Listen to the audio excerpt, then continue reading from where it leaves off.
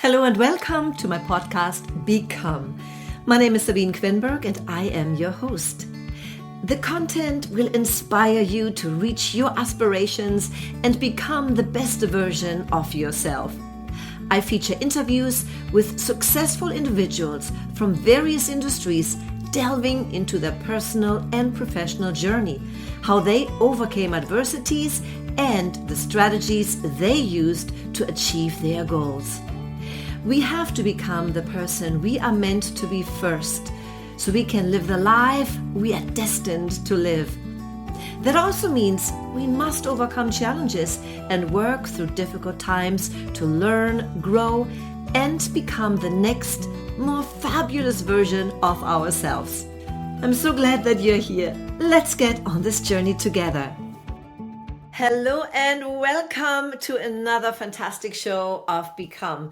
My guest today is Bo Bennett. He is a social psychologist, entrepreneur, author, producer, humorist, programmer, and more. Well, Bo, I shall say, what are you not? Welcome to the show. Thank you. It's good to be here. I'm not a lot of things, but I won't go over that list. Okay. Yes, when I read your bio, I was quite impressed. So there were a lot of things that you do. So why don't you give our listeners just a brief overview of who you are and what you do? Sure. I'd be happy to. Well, I went to undergraduate school in marketing. So I got my degree in marketing. And I did that because I always wanted to make money. That was a very important goal in my life. So I entered the workforce as an entrepreneur. I never actually got a real job. I always did my own thing. A lot of things did not work out very well for me, but one thing fortunately did, which put me in a good position to spend the remainder part of my life doing pretty much what I want to do and focusing on the things I really want to focus on. And that's what I've been doing since about age 30. I've been writing. I've written over a dozen books. I went back to school. I got my master's in general psychology, PhD in social psychology. And then I wrote and produced a screenplay, two screenplays actually. I've written. One is already an animated sitcom. The other one is in the works. I'm not sure what to do with it yet. I'm trying to sell it, but yeah, but screenplay, that's quite interesting that you're talking my language, because this was my original background. I was a stage and TV actress in Europe. And oh, wow. so I did this for many years, for 10 years about. And then I opened up my own performing arts school in which I produced a lot of original plays for my students. So that's very, very interesting. And so it's an animated sitcom. So what are the main characters? Yeah, so the sitcom takes place in a suburban fitness center. I've been going to some kind of gym or fitness center ever since I was like 10 years old. And it's just a comedic gold mine that's completely untapped. I've never seen anybody produce a sitcom. I think the closest thing is there are a couple of movies like Dodgeball that has some elements in a gym. But for the most part, it's really untapped potential. So I wrote a 10-episode sitcom, and I tried to get somebody in Hollywood to produce it, but as you know, that's extremely difficult to get somebody, especially if you don't have an agent. If you're not from Hollywood, you don't have a reputation. So I decided just to produce it myself.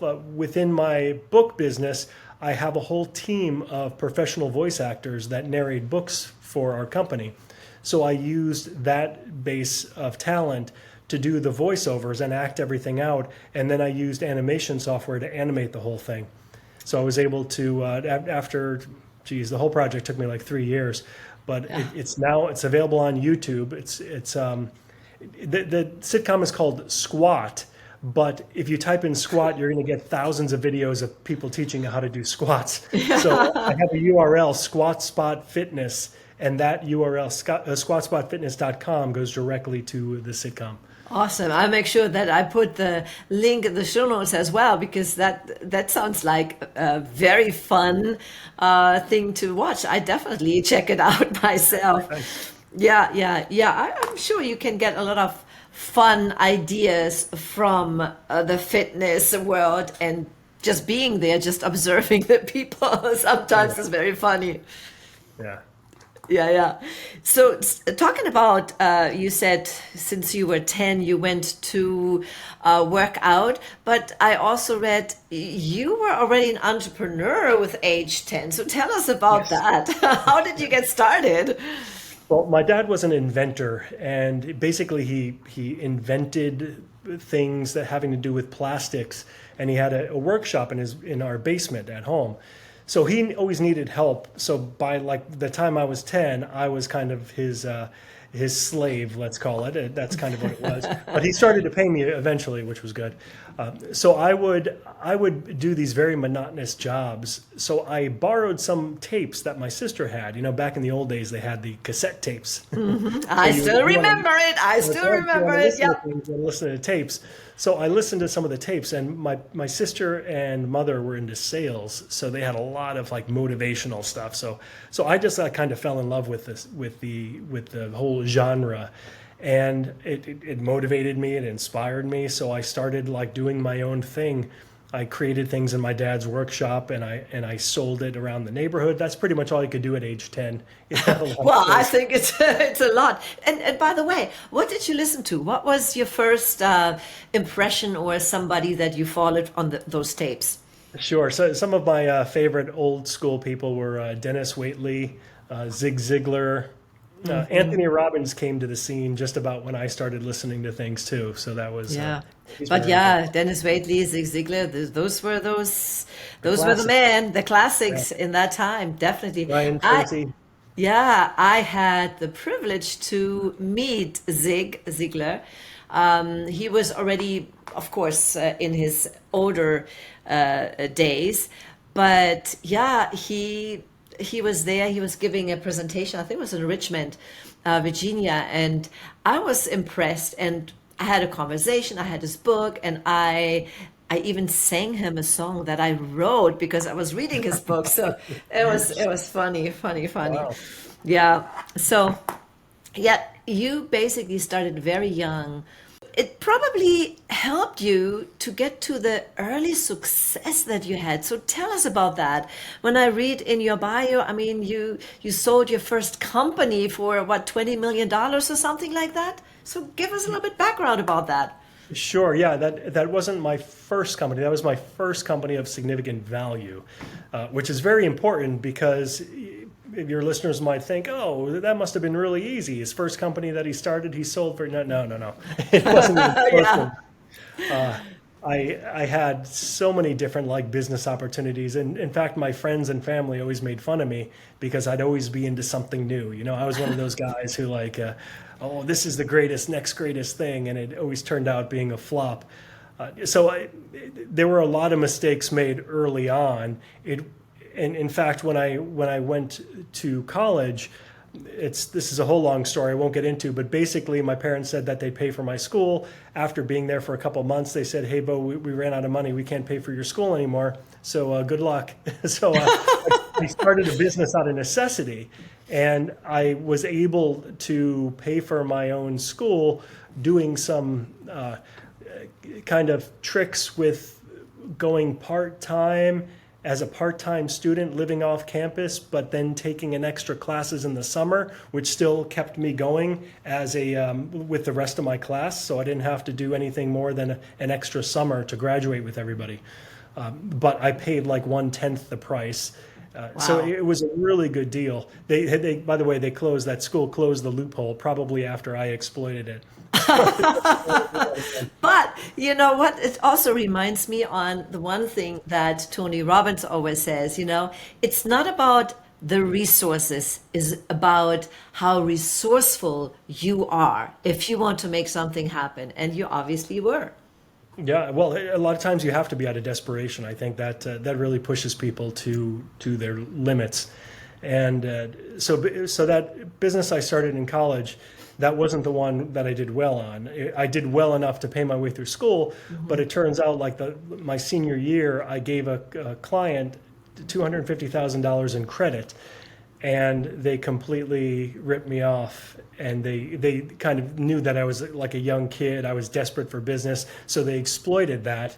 And they basically had me pay for all their products. They took off. So my business basically went bankrupt, but I was able to sell it for $1 to my partner. So I was free from debt, which was great. And she took it over, and I think she did okay. It wasn't. She kind of struggled, but anyways, that was like a big lesson learned. And then a couple businesses later, that's when I started a web hosting business, and that was in 1994, I believe, is when I first got into it. And that was like when the internet was first being mentioned. Most people didn't know what the internet was, what the World Wide Web was. So I got in really early, and a lot of that success really did have to do with timing. I was in the right place at the right time. I was free from financial obligations. I was young. My only financial obligation was my rent that I had to pay, but I had credit cards. So I was doing okay, enough to really focus my time and learn as much as I could about the internet. And then I eventually built a company that hosted websites, and that I started one of the first affiliate programs before Amazon even had theirs. And 6 years later, that's the one I sold for $20 million. Yeah, and you're absolutely right. Sometimes people see the quote unquote overnight successes, but they didn't see that it was like 10 years in the making, right? And it's so interesting what you said. In 1994 is when the World Wide Web was slowly introduced. That's when I opened my school, and a year later, I had a website, and people say, "Oh, what is a website?" And so I was always on the cutting edge with things to stay up to date. And I was also one of the first ones who started to collect money online. Back in those days, it was very progressive, right? Yeah, because groundbreaking. Sure. And you know what? We are at the same stage right now with AI. Open source AI is now available to everybody, but not everybody's using it. You sold your first business and you had all these millions. What did you do with it? Did you start to just retire and sit on the beach and slurp your margaritas, or what? No, that definitely wasn't me. I absolutely love what I do. I love working. I love creating things and businesses. That's when I started writing. I wrote my first book. I took a year off basically and wrote Year to Success. And that was the book I wrote like right after I sold the company. I wanted to take all my ideas and everything that I'd learned and put it in a book for my kids who were like 2 and 4 years old at the time or something. So I did that, and it was quite a process, quite a journey. And then that kind of, I got the bug for writing. So since that time, I've written over a dozen books, and I really enjoy that process. But then I also realized how difficult publishing was, at least back in 2004. So I started a publishing company to help people publish online, and I'm still doing that today. I still have that going today. That's one of the businesses that I run. Oh, that's fantastic. I know a lot of people wanting to write books, to have that as their promotional piece, as a lead magnet, to be seen as authority in their field.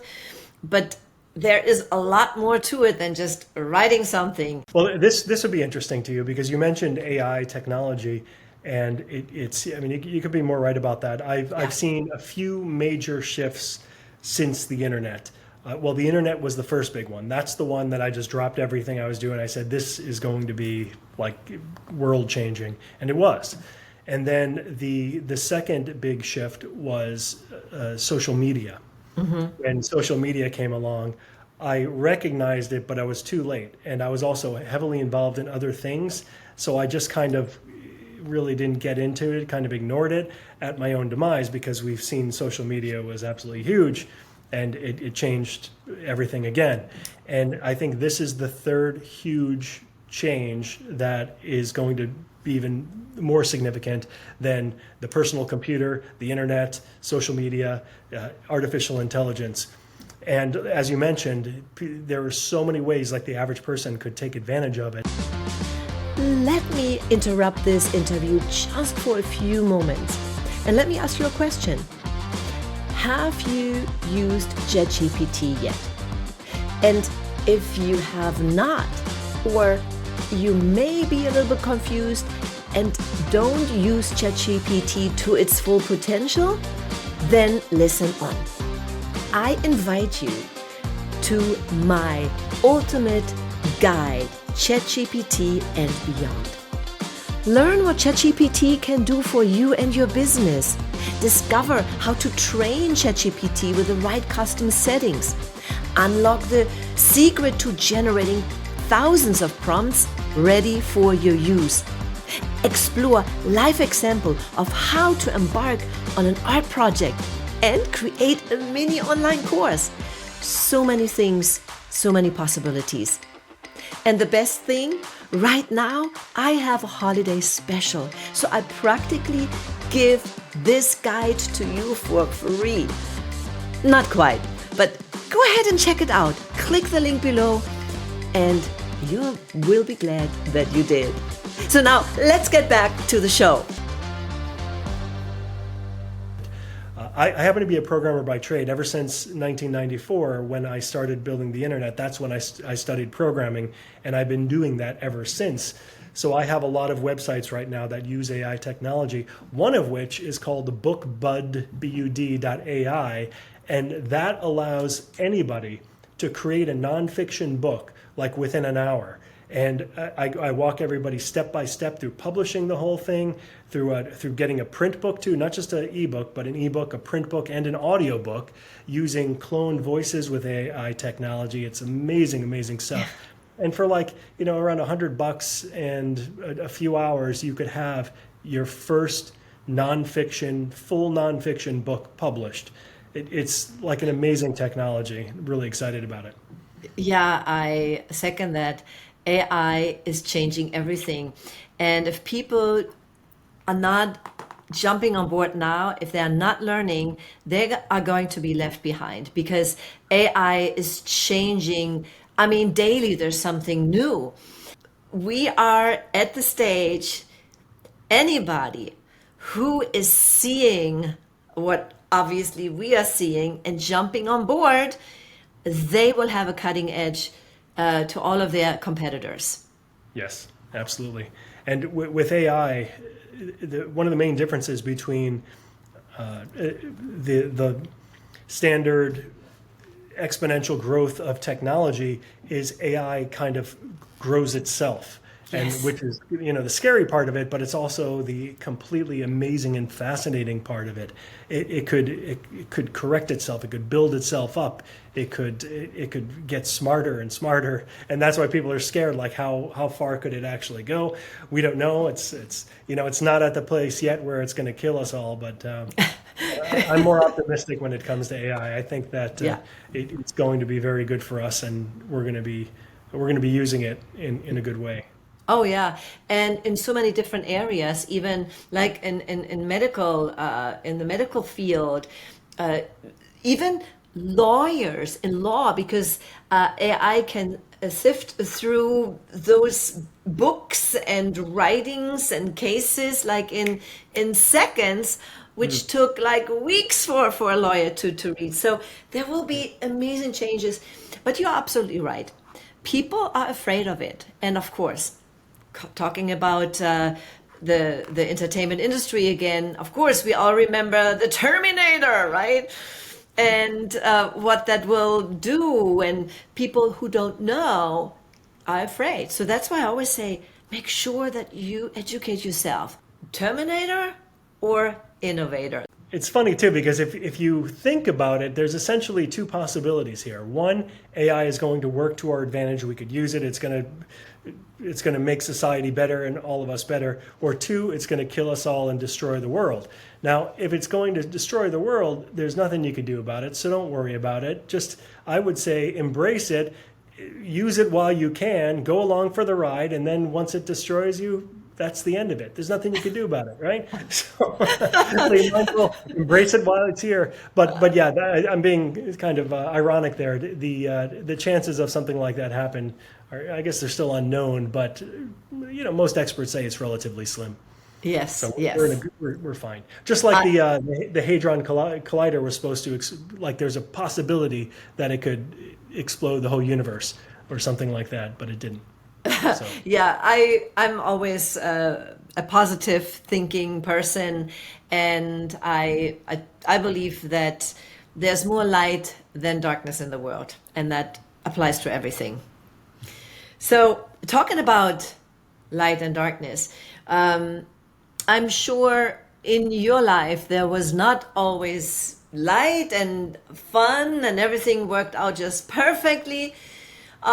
We all have times in our lives where we go through challenging situations or even dark times, right? Sure. Can you think of a time that was really challenging? It's almost like where you did not know how to go to the next step, or maybe you just had to pause, but you pushed through and came out on the other side as your next greater self. Yeah, there were plenty of times. Like I mentioned before, I've had many different businesses. It wasn't the ad graphics is the one that I sold for $20 million. That wasn't my first one. That was, I don't know, my 10th, 11th, whatever. But pretty much everyone before that, I constantly questioned, saying maybe I'm not cut out for this. maybe I should think about doing something else. And I can't say with honesty that it was my persistence and positive attitude where I pushed through.